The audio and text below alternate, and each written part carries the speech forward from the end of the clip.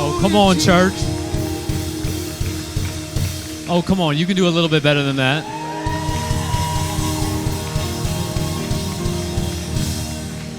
Hey, as you guys find your seat, turn to your neighbor and say, it's about to go down. It really is. Thank you, worship team. Hey, Pastor, I'm going to need you to stand up here with me for a second, just awkwardly.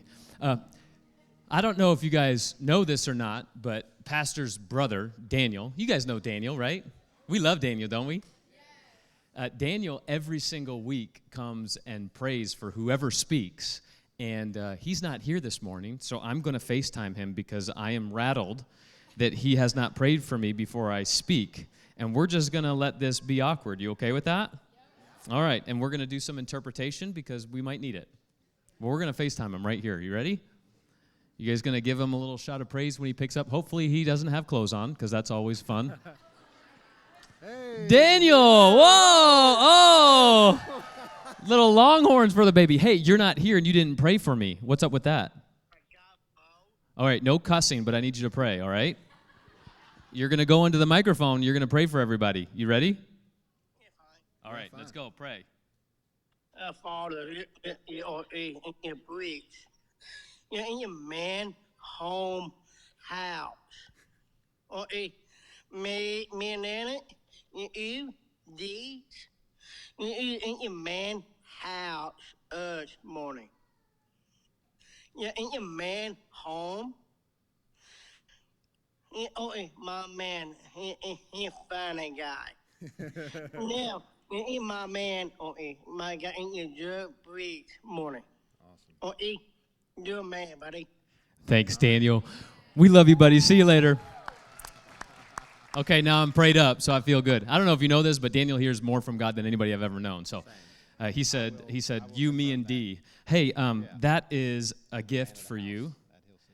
You're rambling, and you need to stop. I'm giving you the interpretation. Oh, I knew what he said. You want to tell? Okay, here. Yeah. No, he was just saying that Cory is not only the man of his home, but today he's going to be the man of the house at Hill City, and he does a good job, and I'm sure you heard that he's funny guy. Well, the month of October is actually Pastor Appreciation Month, and we wanted to go the whole month to make Shannick feel like we forgot. And November 3rd is his birthday, so he turned the big 44 2 days ago. 44. And this is a gift from all the staff, so he's opening it on stage, isn't he? Awkwardly. It's not all of it, just so you know. We're going to give some back, or we're going to give you some others. Don't bring up the inappropriate stuff that's in there, but just the appropriate stuff. Yeah.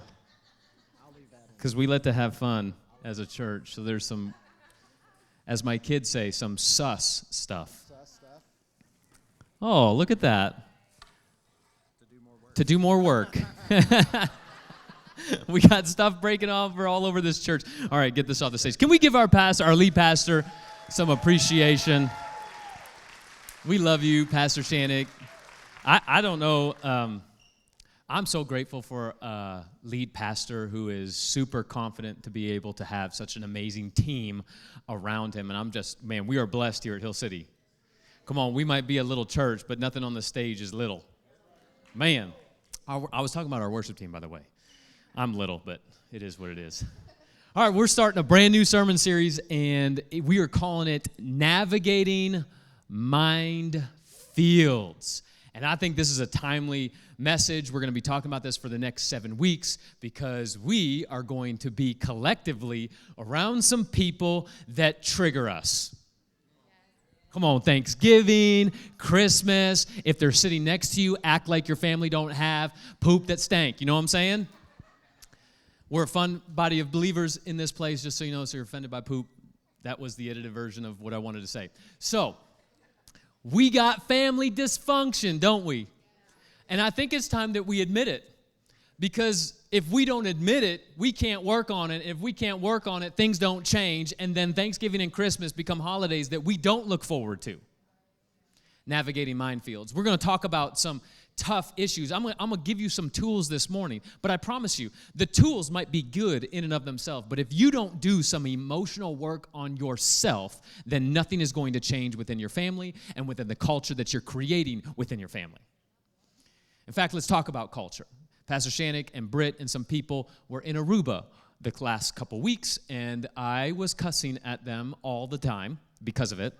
I asked Shannick to bring me home a sweatshirt, and that's actually a lie. I forgot to ask him to bring me home a sweatshirt, so thank God for 2-day shipping and Amazon, right? Because I am wearing the gift that I asked him to get that I had to buy for myself, that I didn't ask. He forgot to get me the gift that I didn't ask. How rude of him. But I'm wearing this sweatshirt because Aruba, if you don't know much about Aruba, why would you know about Aruba? It's a Caribbean island. In 2010, they were the worst island statistically, financially, because of a lot of perceived crime, some real crime. You know, think of Holloway, right? You guys remember her? She was all over the news. And they decided to come together as a group of government and come up with a slogan or a personal motto for the island. And they created this logo that I am now wearing on this stage, and they called Aruba with the tagline, "One Happy Island." If you were to go to Aruba, you would see this plastered all over the place. It's like New York. I love New York. That's Aruba's tagline, "One Happy Island." And because they spoke happiness into the island within 3 years, Aruba became the most financially secure island in the Caribbean. Why is that? Because people that lived on the island began to believe what was spoken over them. Statistically, they became one of the happiest people group because they believed that they really were a part of one happy island. So much so that tourism started to skyrocket. And now Aruba, one of the most successful islands in the Caribbean, because they understand that the things that you speak about the culture that you are creating matters. Let's confront some things that we say about ourselves, because you would punch somebody in the mouth if they talk to you the way that you talk to you. And I got a problem with people that have negative self-talk. You got to cut that out, because if you have negative self-talk, how dare you believe that you can love other people when you don't love yourself? How dare you believe that you can actually love like Christ when you don't believe that you are God's beloved? It's a problem in the American church. It really is. Navigating minefields. We are no longer going to be okay with functioning in dysfunction. Oh, come on, only 2 people excited about that. You have got to be so fired up and upset about your family functioning in dysfunction that you got to do some things to change how your family functions. Right? Come on, we all got that somebody in our family that we just don't talk about their issues. Why are we not talking about their issues? Why are we sweeping things under the rug and not confronting our dysfunction? What makes you think that your family culture isn't going to change when you just accept the other family culture? Because when you function in dysfunction, you get comfortable with dysfunction. Then you create dysfunction when things are actually peaceful. That's a problem. So we are no longer, for the next 7 weeks, we are no longer going to be okay with functioning in dysfunction. I recognize that this is easy to preach. It's hard to live. We are going to give ourselves grace as we begin to confront some of the things we believe about ourselves and some of the things we believe about our family members and some of the chaos that is created, especially around the holidays, because we are no longer going to walk in minefields. Oh, come on, that's good stuff. We're going to address the lies that we believe. One happy island, creating a culture of proper self-talk. In fact, it's a perfect segue because I released this book for you. Seriously, thank you so much for all of you that bought it. I can't believe it hit bestseller status. Oh, man, makes my ego get bigger. Just kidding. Mental health, navigating change, change in culture and beliefs. Come on, our culture is shifting, isn't it? And so many times we focus on the side effects from a negative perspective. I'm so glad our culture is shifting because it's time that we get uncomfortable with the things that we have always believed. And it's time for us to be maybe a little bit more inclusive in our love. We think the culture changing is a bad thing. Or maybe it's a bad thing that you've stayed the same. Do you know that the Native American culture would speak curses over people, and the curse that they would say was, "May you always stay the same"? Because if you are not evolving in the way that you think, specifically about the way that you think about yourself, then you are not changing. And if you're not changing, my friends, maybe that's a bad thing. You should disagree with you. I disagree with me a lot. Sometimes I preach a sermon and I'm like, well, I don't know if I believe that fully.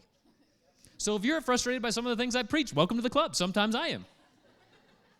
We're in this life together. Come on, I'm not trying to act like I have everything figured out and I believe all the right things. I'm aware that I don't believe the right things. I can just admit it. Let's have a conversation. Let's dialogue. Let's challenge each other because we are better when we're growing. We're better when we're changing.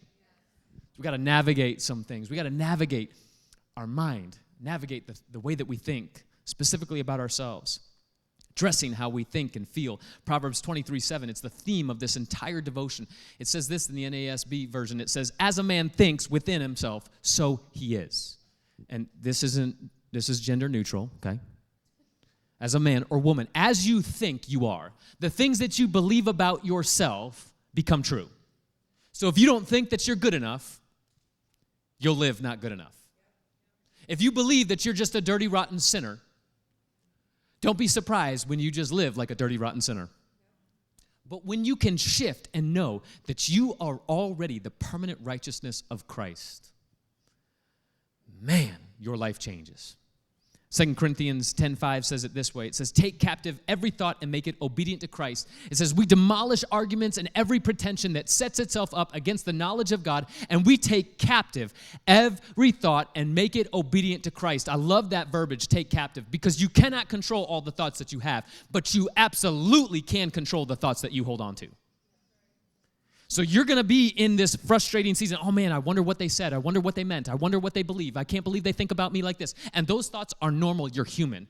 But to dwell on those thoughts and to create a narrative that is not true and then to believe that lie about yourself is a problem. And it is affecting your loved ones. Take captive. We are so comfortable with just believing lies about ourselves that when we hear truth, we disagree with it, we get frustrated, and then we leave it. That's a problem. That's a problem. So I got some tools for you today. You ready for some tools? Because how you think about yourself is the most important thinking you'll do. If you believe a lie about yourself, do you know that that lie has most likely come from shame? And when you're full of shame, you start to blame, and that's a rap lyric for Derek sometime. And then blame happens, and blame leads to behavior, and that behavior is not who you are. That behavior is what you are doing out of a fear of being rejected. So we believe lies because of shame. Shame points to blame, and we blame and start living in a behavior pattern that is only out of a fear of being rejected, because at the end of the day, we all want connection. We all want people to believe the best about us, even while knowing the worst. So let's talk about it. In this book, I give you 5 R's on how to change your thoughts, how to process your thoughts. And again, this is easy to preach. It's not easy to live, but I want to give you those 5 R's real quickly to help you remove some of the fear and shame and rejection that we live in. 5 R's are how we consciously process fear, shame, and rejection. They're simple. Number 1 is this. You have to recognize a negative thought. You have to recognize a negative thought. So many times, especially in our American culture, we don't want to admit the lies that we believe ourselves out loud. We don't want to admit it. Because self-consciously and subconsciously, we believe that if we don't actually admit it, even though we think about it and believe it, then it's not really there. Right? Come on. What are some of the lies that we believe about ourselves? We're not good enough, not good looking enough, not smart enough. Come on. Come on. Don't let that shame win. Come on. Not brave enough. Can't do anything right. Come on, we're a real church with real problems. Everybody's got it. Everybody in this club getting what? Too lazy. Too heavy. Come on. Not strong enough. No talent. Can't say, are we all relating to each other right now? Are we taking off this mask that the church oftentimes has us put on because we are too scared to admit some of the things that we believe about ourselves? My friends, if you never believe or admit that negative thought about yourself, you can never replace it. You have to start owning some of these things that you talk about yourself negatively so that you can replace it. You have to recognize the negative things that you are consciously and subconsciously speaking over yourself. That's the first challenge I have you do in this book, is you have to pinpoint one negative thought that you find yourself saying over and over and over again. Not good enough mom, not good enough dad, not good enough husband, wife, not good enough employee, not worth it. What lie are you believing? That's the first R. Recognize it. Number 2 is release it. Easier said than done. Releasing is a continual process. I think the church has done such a terrible job of helping people understand that forgiveness and reconciliation, all of this is a process. This is not a one-time event. Just because you say that you forgive somebody doesn't mean that you are going to give them full access and trust. Okay, there is a continual process of releasing some of the thoughts that we have. Again, you can't always control the thoughts you have. You can control the thoughts you are holding on to. So you recognize the negative thought and you release it. And guess what? In 25 minutes, you're probably going to have to release it again. Come on. We're going to get in the habit of recognizing our negative thoughts and releasing those negative thoughts. But releasing it has to be tied with rewiring. So you release it, and then you rewire. How do you rewire? You rewire by giving yourself a positive thought, which is what I have you do in this book. You have to create a personal life motto, just like Aruba. If you do one-on-one counseling with me, this is what we do. Like within the first 3 sessions, you have to create a personal motto. And I encourage every single one of you, not just to buy the book, but to do this, because the things that I provide for you require you to do work so that you can understand how amazing you actually are. My personal motto, I've been saying it over myself since 2018. Starts with this: I love me. Because we in our culture are really weird about not proclaiming that over ourselves. If you don't love you, you won't love others well. I love me. I am whole and perfect as I was created. I belong, I matter. I am not my achievements. I am not my accumulations. I am not my body. I am not my reputation. I say that to myself every morning because it took me about 3 years to believe it. And my friends, you have to create a personal motto. One happy island. What are you going to start doing to rewire the way that you think about you? This is the work that is required of you. You recognize the negative thought, you release it, but you release it by rewiring the way that you think about you. It's easier said than done, but I promise when you get in the habit of creating daily positive habits, you will begin to see how differently you speak about yourself, but ultimately, therefore, how differently you speak about others. Navigating the minefield. Write this out on a sticky note for those of you that still use sticky notes, even though it's 2023. It's a shot at Rick Stumler. He's not even here. Write it out on a phone.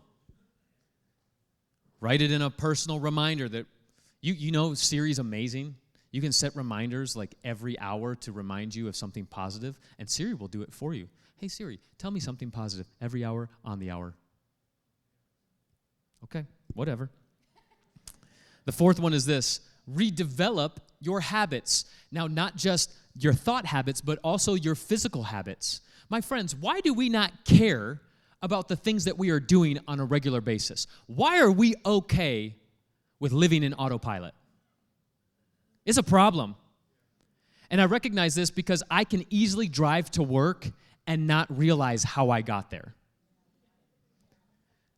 It was in a counseling session where this came up because this happens to all of us, right? We're like, how did I just get there? Am I driving drunk? What is going on?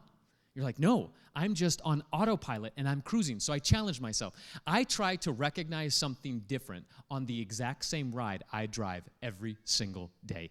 And you know what happens? I am now aware. I'm consciously aware of what I'm doing, and I'm seeking something out. Now, I know you got to keep your eyes on the road. So it's, okay, yeah, don't cause accidents. But start by recognizing and redeveloping your habits, your daily habits. My friends, come on, don't wait until New Year's to start some new daily habits to help yourself get healthy. Mentally, physically, spiritually. You have to start redeveloping your habits. I know this is not like news. This isn't even a great TED Talk. But I promise if you do these baby steps, you'll be drastically different in a couple years, and you'll be able to navigate the minefields that are coming your way around the holidays.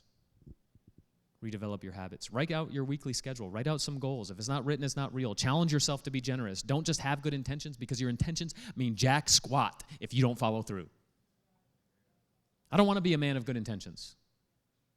I don't. I want to be a good man of follow through. But if you don't write it down, if you don't write it out, if you don't plan, it's not real. Because you can consciously redevelop your habits in your head, but 24 hours later, you forget. Because we all forget. Get in the habit of writing some things down, checking in with your spouse, checking in with your family, doing some check-ins on a regular weekly basis. It'll help, I promise. Or just ignore me and find this boring. The last one is this, is you have to repeat the process while giving yourself grace. See, this is just repetition. What's the problem is some of you are going to look at this like these 5 R's, which is recognize the negative thought, release it, rewire your thinking, redevelop your habits, and then repeat the process while giving yourself grace. You'll be like, oh yeah, whatever. But we do this all the time with negative self-talk. We do this all the time with just being unhealthy. I was talking with somebody just recently, and they were talking about how hard their decision was to get healthy, like physically. And I'm like, You're looking at this wrong. Of course it's hard to get physically healthy, but it's also hard to choose not to. Choose your hard. They're both hard. Choose your hard. You want to have a healthy marriage? Choose your hard, because it's just as hard to have an unhealthy marriage. You want to have great parenting with your kids? Choose your hard, because parenting is awful. I look at my middle child, my mini-me that everyone says, and I hate that everybody says it, because I'm like, who is this child? My wife looks at me and like, it's you. And I'm like, no, it's not. I want to kick this kid in the face. Like, this is real life. I love her to death. But my goodness, she tests my patience, right? Come on, you got kids? We are, my wife and I have had our biggest, tension in our marriage right now is around parenting. We're trying to figure this out. And we got books. And I hate these books. Not because they're not good stuff, but it's like, I'm trying. Like, Love and Logic, it's a great book. It's like giving consequences that are like relatable to the behavior. But then in the moment, I lose it. And everything that we planned beforehand goes out the window, and my anger is 100%, and now I'm doing the exact same thing that I said I wasn't going to do. Come on, there's so much grace for this process, but we're trying, and we're aware of it. And you know what? I'm not where I want to be in parenting, but I'm definitely not where I was 6 months ago, so let's celebrate those baby steps, and in 6 more months, I'm going to be better off than I am right now. Why? Because it's a process of giving yourself grace. You are a better parent than you think you are. You are a better spouse than you think you are. You just need to shift the way that you're thinking about it. And can we just talk about this idea? Stop calling yourself the better half in your marriage. That fires me right up. You are not a half human being. You might think it's semantics, but it's not. You are a whole human being. You're not a half nobody. You are amazing. You are a great spouse. And marriage is amazing. Marriage is not hard. I had this conversation with a real close friend just this recently. I said, you need to stop speaking that your marriage is hard. Marriage is not hard. Marriage has hard moments. Marriage has hard conversations. Marriage might even have a hard season. But marriage is amazing. And how you speak about it determines the outcome of your marriage. So if you keep talking that your marriage is hard, no wonder your marriage is hard. You're focusing on the wrong thing. If you start to shift your perspective and think, man, my marriage is amazing right now, we're going through some hard things, but it is amazing. I love my spouse. This is incredible. We are just both better people than we were 10 minutes ago when we were screaming at each other.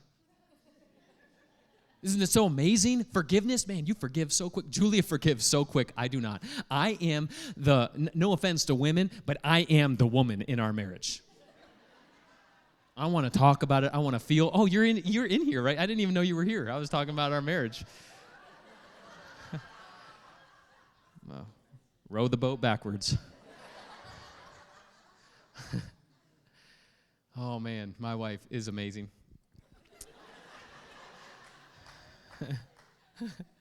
No, she really is. I'm hard to live with, and she's got to live with 2 of me, with that little girl. And pray for her. Oh, All right, I'll close with this.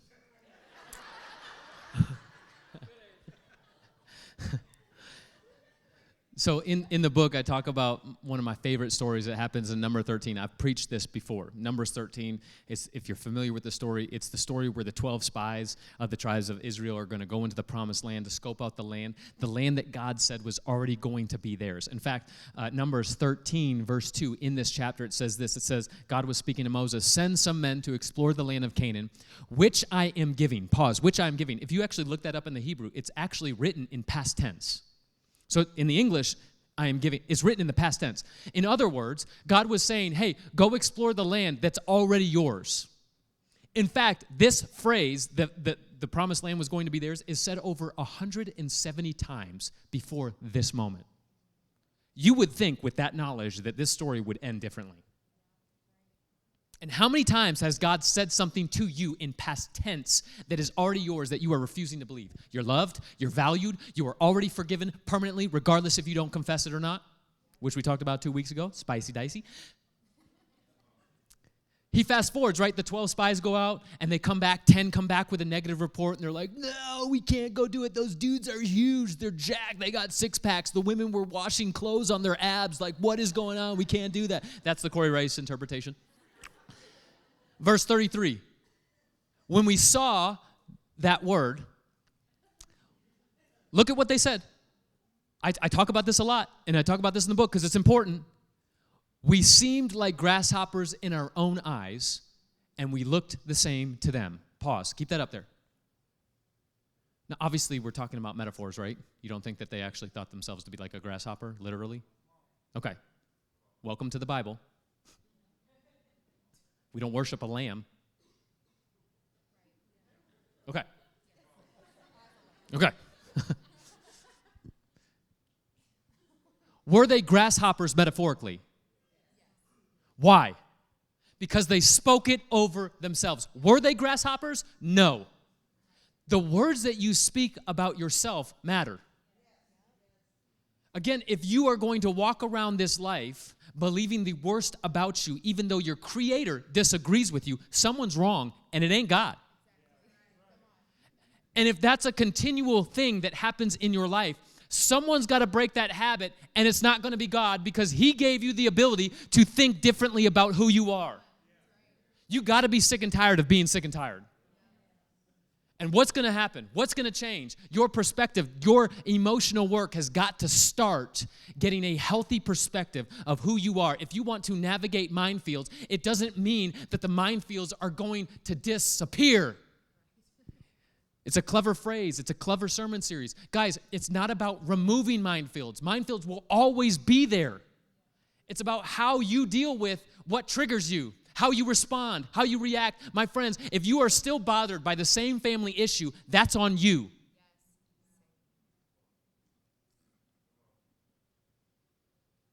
Because you refuse to either address the situation or work on yourself for not being triggered by it.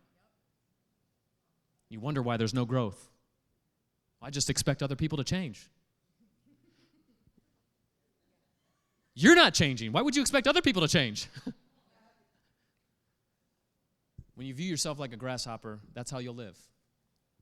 So I got 5 things for you, and we'll close. Tim, come out here. Make me sound beautiful. So if you're in, I'm leading the Zoe Leadership Development class, and it's awesome, but if you're in that class, this is all familiar. So let's talk about mental fitness. Notice how I didn't say mental toughness, because our culture has a wrong view of toughness.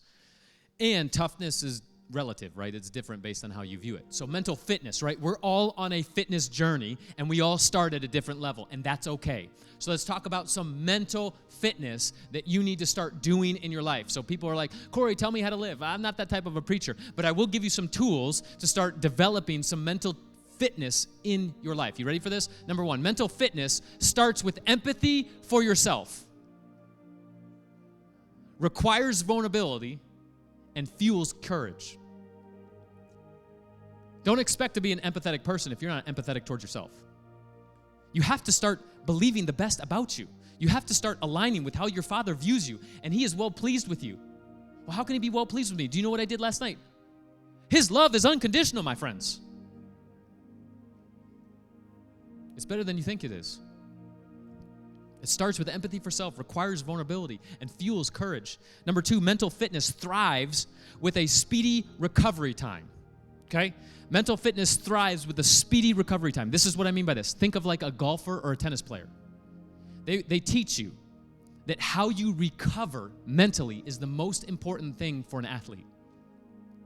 If that tennis player that just made a bad shot is focusing on that bad shot, then I can tell you statistically, it's like higher than 83%, the next shot will be into the net. Why? Because where you think, what you focus on, is what happens. So in a tennis player, the most successful tennis players are not better than the other tennis players. What's better is their recovery time and how they think. They're able to forget, like Ted Lasso, think like a goldfish, 10-second memory. Come on. The gospel is preached to you all day long in everything you do, just so you know. Mental fitness number 3, it recognizes that we must own our emotions. They don't own us. Okay, this is a shift. I'm going to teach you something. You have to start speaking and talking about your feelings properly. So if you're angry, no longer saying, I am angry, shift it to say, I am feeling angry. Why? Because you are not angry as a person. Like, that's not who you are. You're a son or a daughter of the King of Kings. Anger is not your identity. You are feeling anger, which is a real human emotion. Welcome to life. But when we own our emotions, that is properly speaking how we feel. So it's no longer, I am sad. No, I am feeling sad in this moment, and I'm going to address this emotion appropriately. Do you see that shift?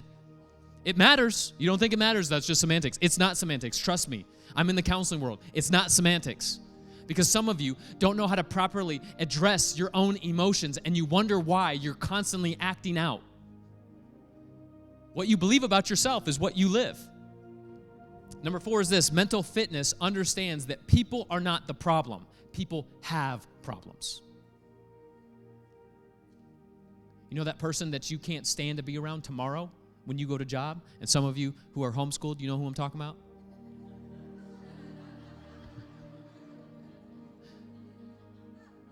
This shift for me has drastically changed even people in the church that I don't like to be around. Because people are not the problem. People have problems. And when you understand that, you view people differently. Because when they start acting crazy or saying some stuff, you recognize that's not who they are. They're dealing with something, and that's stress or anxiety or fear or rejection coming out. So then you can look at that person a little bit differently. And instead of being annoyed by that person, hey, what's going on with you? No, like for real, what's going on with you? And you know what happens? When you've created a safe space of vulnerability, things start to be shared and your perspective starts to shift because you realize this person is carrying the world on their shoulders and they don't know how to do it. So what would be better than having somebody, instead of being annoyed and frustrated by them, alongside of them, helping them out? You know what the church is supposed to do? People are not the problem. You don't have any issues with people. People have issues and they need some support and help. And the last one is this. Mental fitness values connection over being correct. This Thanksgiving, when politics get brought up, because they always do, don't they? Isn't that funny? We're not going to talk politics. And then someone has too much to drink. Thanks, Mom, for your apple cider.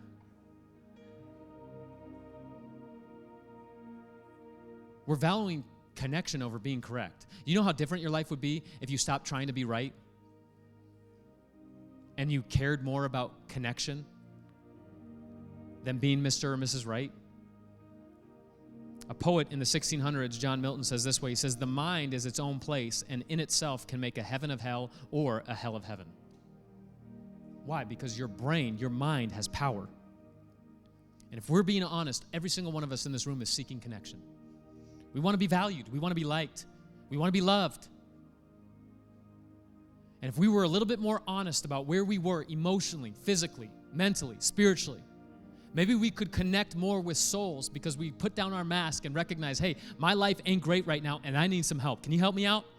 It requires vulnerability, and somebody might be uncomfortable with that. But guess what? When you have a safe group of people who are willing to connect and help you, hold hands through this trial, instead of just accusing you and labeling you, man, we become a thriving community that has each other's back even when they mess up. Because we recognize that behavior is not who they are. That behavior is trauma coming to the surface, and they don't know how to act. You know how amazing it would be if the people of Hill City Church would start valuing connection over being correct? Man, our families would thrive this Thanksgiving, thrive this Christmas. So let's go on this journey together as we navigate some minefields. It's not about removing the tough situations. It's about addressing those tough situations head on with the right tools and the right perspective. And it starts with how you think about yourself. Church, you are amazing. As an individual, you are amazing. God is proud of you. He's never been disappointed at you. You are not a grasshopper. You are not broken. You have brokenness, but it's not your identity. You are not a broken human being. You have brokenness, and you have been declaring that you are broken, but you are not. You are whole and perfect as you were created. And your trauma has to be dealt with. Otherwise, it will keep affecting the people that you love the most. So let's go on this journey together. Are you willing to go on this journey together? Are you willing to get real with some people? Are you willing to have some of the tough conversations that need to happen during this holiday season so that you can have the best Thanksgiving and Christmas ever? My friends, Thanksgiving and Christmas are not going to be hard. They're not going to be difficult, because I'm going to refuse to speak that over it. This is going to be the best Thanksgiving and the best Christmas that your family has ever had. Why? Because you're going to bring that energy into the room. I believe in you, church. It's time that you believe in you, because God believes in you. Let me pray for you. Father, I thank you so much for who you are. I thank you for the power that you've given us to navigate the minefields that we deal with on a regular basis. I pray peace. I pray power. I pray righteousness in the minds of your beloved sons and daughters. May they wake up to who they have always been, and may they start loving people the way that you love them. And we thank you. And it's in Jesus' name that we pray. Amen. Well, stick around. Have some chili. Help our student ministry out. It's going to happen in the gym. You're going this way as you leave. And if you don't even want to stay for chili because you don't like chili, then just hang out and connect with some people. Cool? Church, you're amazing. We'll see you guys next week. Mikey on the stage. She's amazing. You are loved, and there is nothing you can do about it. We'll see you in the gym.